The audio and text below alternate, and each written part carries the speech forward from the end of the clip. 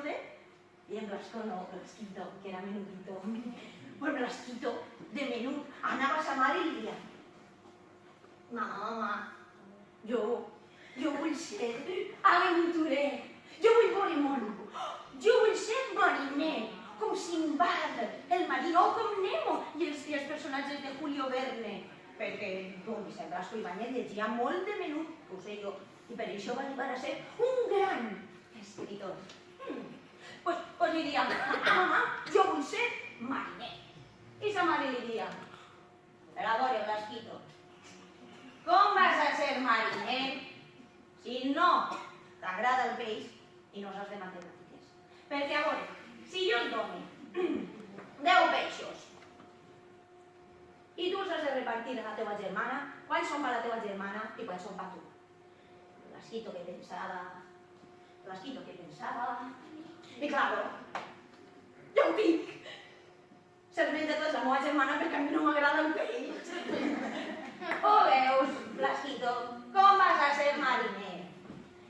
I aleshores no va tindre més remei que clavar-se en la Universitat de Dret i estudiar lleis. Era tan expert que no només va fundar un setmanari, ne va fundar 2, el Túria i el Miguelete. Però això no era suficient, ell volia més aventures. A qui li agraden les aventures? Que diga jo! Jo! Clar que sí! Don Vicent li agradaven les aventures i es va escapar de casa. Ni es va escapar de casa! No, ningú. Nadie. No vos escapeu de casa. Però ell sí que se va escapar de casa.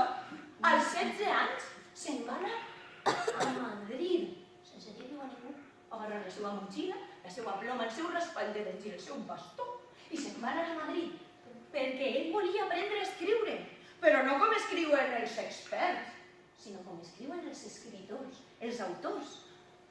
En aquella època estava de moda el folletín. Sabeu què és un folletín? No. Eren històries que es publicaven per entregues cada dia, cada setmana o cada mes. I clar, eren com les fulles dels periòdics, però es publicaven en menut. Per això folletín. Entre naranjos, va escriure fins a 50 novel·les que parlaven de València i que retrataven també les classes socials. Ja sabeu, els rics, els pobres, els de la ciutat, els del camp, els que manaven, els que obeïen, els jefes, els treballadors. I avui en dia la gent llegeix aquelles novel·les que va fer el Monsenyor perquè va retratar tota una societat i la gent d'una època. I parlant de retratos, ja vos he dit que el meu senyor era un poquet macarra, veritat? Bé, era molt macarra. I de vegada en quan es clavava en uns llibres. Una vegada, quan tenia 28 anys, es va clavar en tal follol que va haver d'agarrar la seva motxilla, la seva ploma, el seu raspall de dents i el seu bastó i se'n va anar a Itàlia. Quan jo assenyale així, vosaltres aplaudieu molt fort. Aplaudiu! I vosaltres dieu, fuera!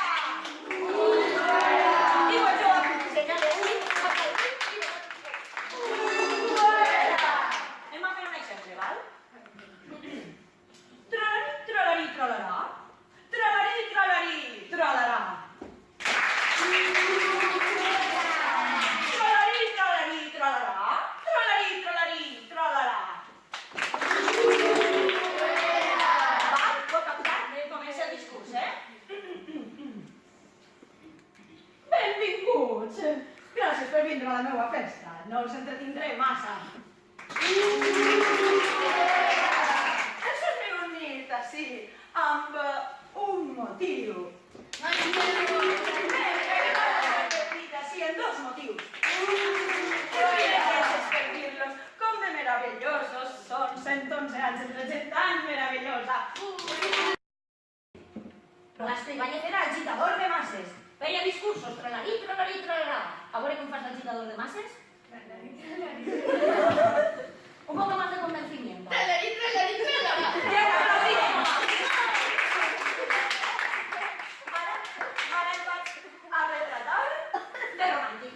Posa cara de romàntic.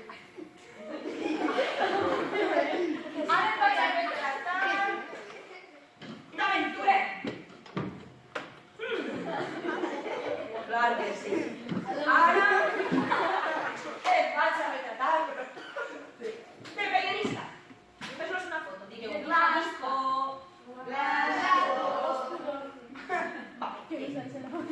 I per últim vaig a retratar-lo d'allò que més volia ser el meu senyor, emperador maligne d'un imperi. Clar que sí, que no, que el que més volia ser don Vicent.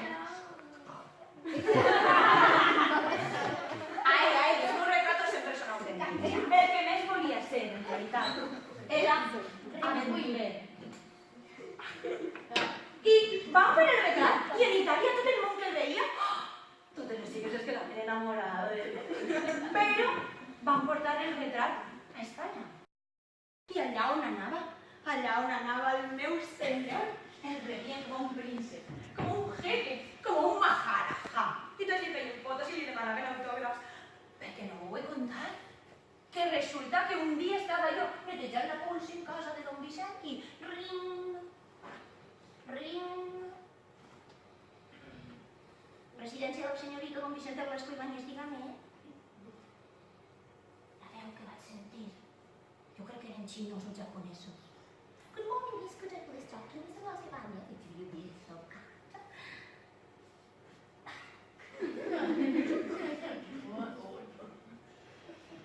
Don Vicente el va agarrar i després em va dir que resulta que eren els de Hollywood. Els de Hollywood. Sabeu, Estrellito, Charles Chaplin. Ai, Hollywood. Somewhere over the rainbow, bluebirds fly. Que m'emocione. Cada vegada que jo alce la mà, tots direm bien. A veure, una, dos i tres. Bien. Una altra vegada. Bien. Més fort, home. Bien. Que sí, bien per don Vicent, que va ser un gran aventurer. Bien. Que va escriure moltes novel·les. Bien. Que parlava de les nostres costums en elles. Bien. Que van fer pel·lícules d'estes novel·les. Bien. Que es va regar en duels si se li van caure els pantalons i se li van caure els calçotets. Bien. I sobretot, que algun dia tot el món el reconeixerà. I pot ser que fins i tot en cada poble de la nostra terra n'hi haurà un carrer en el seu nom. Calle Vicente Blasco Ibáñez. O una plaça. Plaza Vicente Blasco Ibáñez. O una avinguda. Avenida Vicente Blasco Ibáñez. A què sona bé? Un carrer en cada poble.